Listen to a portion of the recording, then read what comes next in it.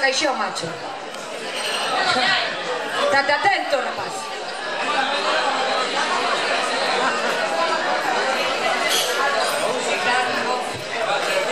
Bueno, vai un homenaxe ás tabernas, donde antes solo entraban homes, pero ahora jodeivos, porque as mulleres tamén vamos. Claro, así apoyaime, di que sí.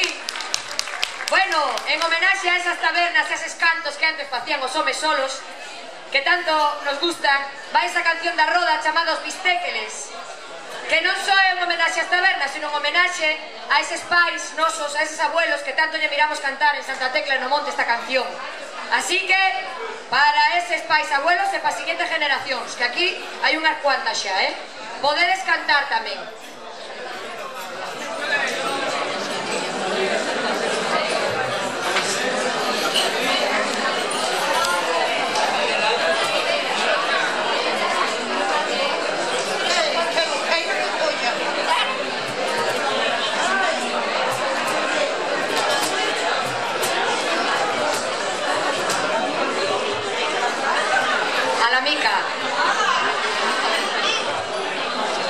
Esta é o Fito, do noso grupo.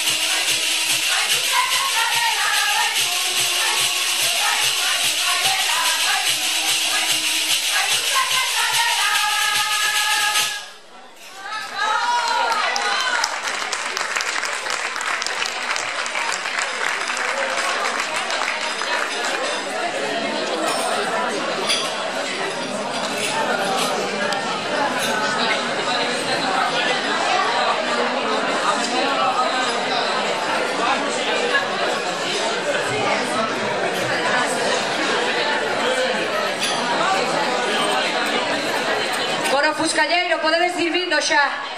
Dandes? É que así subimos moi rápido, porque a xente xa está con gana de marchar. Non sei que prisa tendes hoxe nunha noite tan bonita.